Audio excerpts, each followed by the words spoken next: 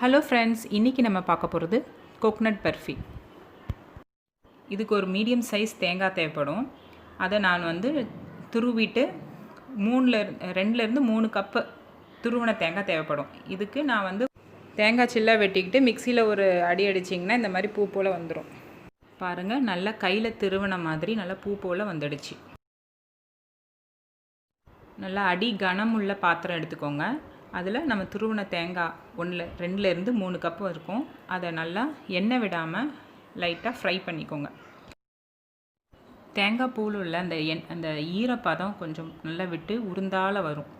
அந்த டைமில் நம்ம வந்து அடுத்த பொருள்லாம் சேர்த்துக்க வேண்டியதான். இப்போது நம்ம தேவையான இதுக்கு சீனி போட போகிறோம். 100 கிராம் நான் சீனி எடுத்திருக்கேன்.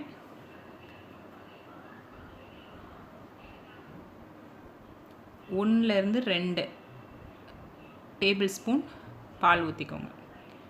இப்போ இது எதுக்கு அப்படின்னா, இந்த சீனி மெல்ட் ஆகிட்டு அது ஒரு திக்னஸ் இது பண்ணுறதுக்கு, கொஞ்சம் வாசனைக்கு நெய். விருப்பப்படாதவங்க இதை ஸ்கிப் பண்ணிடலாம். நெய் போடாமல் நீங்கள் சாதாரணமாக செஞ்சுக்கலாம். இப்போ இதை வந்து நல்லா அப்படியே கிளறி விட்டுக்கிட்டே இருங்க. இந்த தேங்காய் பர்ஃபி ரொம்ப ஈஸியாக டக்குன்னு முடிச்சிடலாம். திருவுறது மட்டும்தான் நம்மளுக்கு ஒரு பெரிய வேலை. அதுவும் மிக்ஸி ஜார் வச்சு நீங்கள் திருவுனீங்கன்னா அந்த வேலையும் உங்களுக்கு நல்லா சுலபமாக போயிடும். இப்போ பாருங்கள், நல்லா சுருண்டுட்டு வரும். அந்த சர்க்கரை வந்து போட்ட சர்க்கரை வந்து நல்லா அது வந்து இலகி இருக்கணும். அதில் சர்க்கரை வந்து இருந்ததுன்னா உங்களுக்கு சாப்பிட்றச்ச நறுக்கு நறுக்குன்னு வரும்.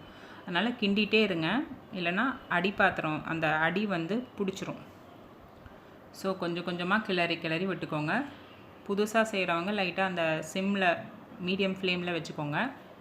அப்படியே கிளறிக்கிட்டே வந்தீங்கன்னா கொஞ்சம் கொஞ்சமாக அந்த தண்ணி வந்து நல்லா சுருண்டு வரும். அந்த சுருண்டு வந்த டைமில் நீங்கள் ஒரு 1/2 டீஸ்பூன் ஏலக்காய் பொடி போட்டுக்கோங்க. அந்த ஈரப்பசை போன பிறகு தான் உங்களால் வந்து அதை பர்ஃபி மாதிரி கட் பண்ண முடியும். அது வரைக்கும் கொஞ்சமாக கிண்டி விட்டுட்டே இருங்க. பாத்திரத்தில் அப்படியே ஒட்டாமல் உருந்து வரும். அப்போ இது கரெக்டான பதம். இப்போ ஒரு தட்டில் 1 ஸ்பூன் நெய் விட்டு நல்லா தடவிட்டு அதில் நல்லா எல்லாமே அப்ளை பண்ணிடுங்க. பண்ணிவிட்டு இப்போ நம்ம செஞ்ச கலவை தேங்காய் பர்ஃபியை வந்து அதில் போடலாம். என்ன ஷேப் வேணால் நீங்கள் பண்ணிக்கோங்க. 1/2 மணி நேரத்துலேருந்து 1 மணி நேரம் ஆகும் அது துண்டுகளாக ஒட்டாமல் வர்றதுக்கு. அப்படி ஒரு வேளை உங்களுக்கு நீங்கள் போடும்போது வரலை, ஒரு மாதிரி தனித்தனியாக கொஞ்சமாக வருதுன்னா திருப்பியும் நீங்கள் வந்து பாத்திரத்தில் லைட்டாக நெய் ஊற்றி ஒரு 2-3 தடவை கிண்டிட்டு திருப்பியும் அதை கட் பண்ணிங்கன்னா நல்லா வரும்.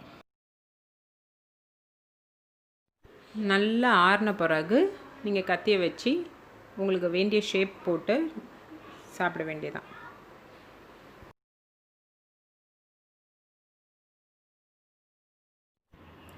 ஒரு மணி நேரம் கழித்து இந்த மாதிரி நான் துண்டாக எடுத்து வச்சுருக்கேன்.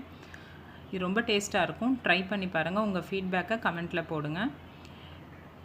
மேலும் இந்த மாதிரி உங்களுக்கு வீடியோஸ் எதுனா பார்க்கணுன்னா ப்ளீஸ் சப்ஸ்கிரைப் பண்ணுங்கள். தேங்க்ஸ். Bye friends.